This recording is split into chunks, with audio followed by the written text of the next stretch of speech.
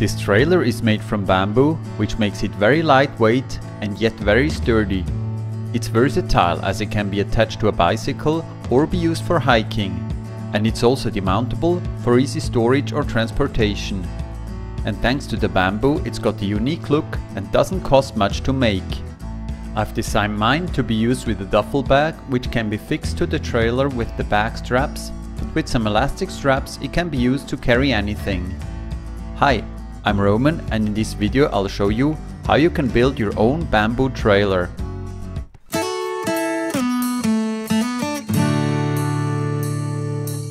First, of course, we need to find some suitable bamboo poles. There's a big variety of bamboo species available with different properties. For this project, however, almost any pole with a diameter of about 40 mm or 1.5 inches and a wall thickness between 5 to 10 mm will work. A thicker wall will just add weight and not do much for the stability, as the inner tissue of many bamboos is a rather soft and mushy material. The most important part is that they were dried properly without cracking. Carefully dried poles are very unlikely to crack later on. We also need two wheels. I found two nice looking 16-inch wheels with black plastic rims. To attach them to the frame, we're going to need two axles which match the diameter of the wheel's hub. I chose these quick release axles, which come in different length. We also need an aluminum tube with the same inner diameter, which will be joined with the bamboo frame. This tube needs to be cut to length that when the axle is inserted and snapped into place, there's enough space for the wheel in between. There's a nut that allows for slight adjustments to prevent wiggle. I recommend using rather long axles for more stability. As you may have noticed, my trailer's main frame is built from two parts, and also the drawbars are interchangeable to switch between the hiking and biking setup. This is optional, but as I was traveling with the trailer, I needed to be able to take it apart to put it in a bag. For the connections, we're going to use toothed aluminum connectors. They come in 40 mm diameter, which is why we chose bamboo poles with a matching size. The last pieces of hardware we need are to couple the trailer to the bike. I found a very nice trailer hitch from Burley, which mounts to the seat post of any bicycle. The cool part is that this can be perfectly combined with a female rod end, which can be attached to the bamboo's toe arm via a threaded rod with a matching thread. This allows for enough movement of the trailer in any situation. There are even rubber covers available to protect the rod end from water. With this system, the trailer can be connected to the bike in seconds. As always, you can find links to the parts in the description below. Now we need to determine the size of the trailer. I chose the size of my trailer to fit the large bicycle with 29-inch wheels and ended up with the following dimensions. The height of the main frame is 100 cm, while the width is 41 cm on top and 45 cm on the bottom. The bottom overhang measures 21 cm. With the 16-inch wheels attached, the total width is 58 cm, which still allows the trailer to fit through narrow gates and obstacles. The weight of the frame is 2.4 kg and the wheels weigh in at 2.6 kg, which results in a very low total weight of only 5 kg. When working with bamboo, it's great to have some adapters to allow for a proper hold in your vise. For this purpose, I cut 90-degree sections from hardwood, which work really well to hold the poles in place and distribute the pressure more evenly. First, we need to cut our poles roughly to size. When working with bamboo, my most favorite tool to use is a Japanese saw. Since we don't have any flat or perfectly parallel surfaces, cutting by hand is accurate enough and very efficient with this saw. It's now time to arrange the poles in the way they will need to be connected together. I found it easiest to use a board and draw the actual shape on the board, which is going to help us placing the poles accurately without having to measure again. To mark the angles which need to be cut on the angular pole sections, they can now be placed on the board and the lines transferred to the poles. Don't worry about accuracy too much at this stage. Doing this by visual judgment is the fastest way, and with some practice you should still be able to get a nice fit that's accurate enough for our purpose. Now the angular cuts can be made with the Japanese saw and then double checked on the board for a nice accurate fit. When this is done for all corners, we can start working on the connections. All joints will be reinforced with carbon fibers and epoxy resin. Because we're aiming for a flush interface between the bamboo and the carbon fibers, we need to remove the outermost layer of the bamboo pole. To do this, we first have to very carefully carve a groove around the pole. To help us cut in a straight line around the pole, we're going to use tape. It's enough to measure about 3 to 4 centimeters from the end of the pole for the cut. The tape is easy to align to meet again in the right place and help us cut in a straight line. The following cuts are going to be the most crucial ones because they're going to mark the visible intersection between the carbon and bamboo, and we're also not allowed to cut too deep.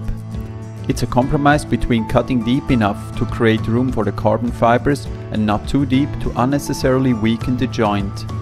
I find the depth of 2 mm to be the sweet spot. In the beginning, it's advisable to be careful because we can always cut deeper if necessary. The cut has to be made around the entire pole by continuously turning the pole until we're back at the starting point. With a sharp chisel we can now start removing the bamboo, being very careful not to cut too deep and damage the pole. This usually goes very well because we're cutting in the direction of the fibers and the chips should come off in nice parallel sections. I usually use my hand to tap the chisel because not much force is needed and it allows me to cut very carefully. This is a good time to mention that I usually try to avoid placing the connections where the bamboo's nodes are because there the wood is much harder to cut. We do this again around the entire pole to the same depth of 2 mm, trying to achieve an even surface, until the connections finally look something like this. To allow the carbon fibers and the epoxy to get a better connection with the poles, we're also carving a couple of notches with a rasp. Don't worry if you've got slight differences in the shape or diameter between the poles. Once we connect them, this isn't going to be an issue at all. Now we can start gluing the pieces together. I like using fast setting 2-component epoxy, which, besides allowing to connect the poles very quickly, also helps filling possible gaps between the pieces. For joining them in the right way, we're going to use the marked shape on our board again. Epoxy doesn't require any force when gluing 2 pieces together, so we can simply position them in the right place, make sure that they lay down flat, and wait a couple of minutes for the epoxy to cure. As a last step, we're going to sand down the outer edges of the connections to a nice radius, which looks more natural and also allows the carbon fibers to bend around the corners more easily. The carbon roving that I'm using is a 1600 Tex. Tex is the unit for the weight in grams per kilometer. A 1600 Tex roving is quite thick and perfectly suited for making our connections. We first need to cut short sections matching the length of the connection. These longitudinally aligned fibers are the ones that are going to carry most of the occurring forces, and they're very important. We need to cut enough to place them around the entire pole. Longer sections for the outside and shorter ones for the inside. Once they're ready, we can pour and mix the resin according to the ratio as indicated by the manufacturer. I find hardeners with a pot life of about an hour perfect because this gives us enough time to finish the connection. Slower resins work as well, but they tend to drip more, while faster resins can get really hot when curing and may cure too fast. We can now wet the fibers in the resin and start distributing them around the pole. Make sure to align them in various angles to allow them to take over the different stresses induced by bending and torsion. Be sure to wear protective gloves for this work, as epoxy can cause allergic reactions for some people. As this can get quite messy, also cover the floor and your workbench with newspaper. To finish the connection, we need to wrap it with more carbon fibers. For this step, I'm using a thin bamboo pole section around which we're going to wrap a good length of impregnated carbon fibers. I put the roll with the roving on a stick, which makes it easy to be unrolled. When enough fibers are impregnated, we can start wrapping around the longitudinal fibers. In the beginning, this has to be done very carefully in order to prevent the lower fibers from moving.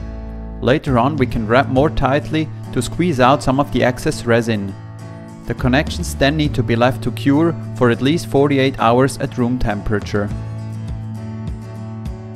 The cure connections now need to be given their final shape by sanding down the carbon composite until the transition is flush.